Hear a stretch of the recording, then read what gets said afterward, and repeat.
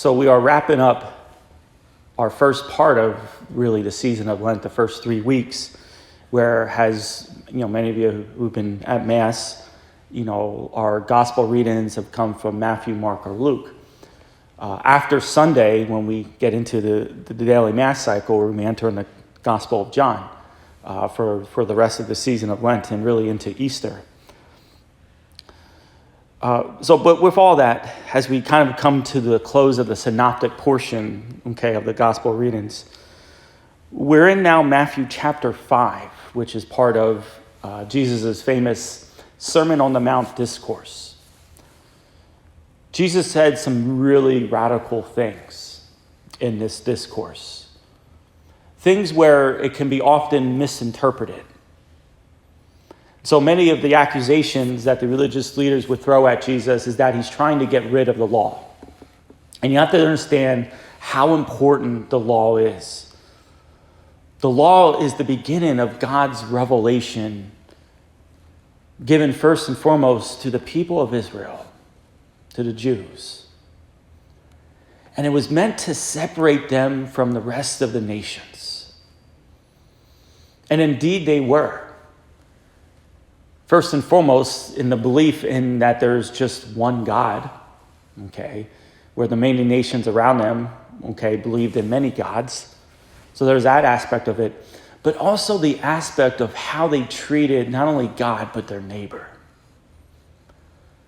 The whole idea of the law to the Jews, and really why it's good, is that the rest of the world around them is supposed to look at them and say, these people are different. Look how they treat their poor. Look how they administer justice in a fair way. It was supposed to be that mindset that not only in the belief of the one God, but also of just how they saw the world and how they saw their neighbor. So when you hear Jesus' words, it can be misinterpreted that Jesus is trying to promote this radical individualism and this radical anti-law. We can't hear those sentiments today.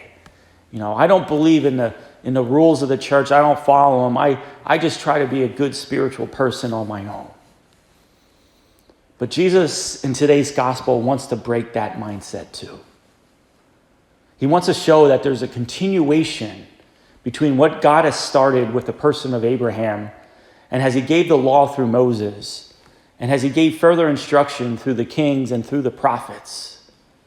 He wants to show that there's a continuation that is going to be completed and fulfilled in the person of Jesus Christ. Again, this is why as Catholics, we have the Old Testament as part of, our sacred scripture, and why we read the Old Testament in the church and in our liturgies.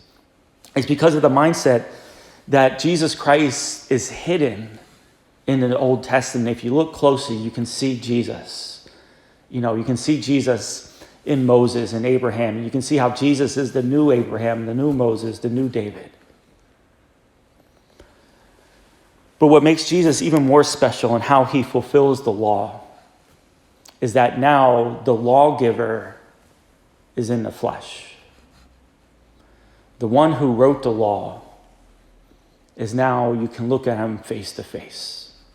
You can look at him directly in the eye. And the lawgiver can give you the intention of the law, the purpose of it. So again, an analogy I like to use is that there's a big difference between going to a conference on the most well-renowned scholar of William Shakespeare, that it's much different than going to a conference given by William Shakespeare himself, right? Just the quality of the conference will be much different. To actually hear from the author himself rather than one who studied the author. And that's what's going on here. This isn't a rabbi giving an interpretation of the law. This is the very lawgiver himself. And so we as Catholics today, that incarnation of the law continues.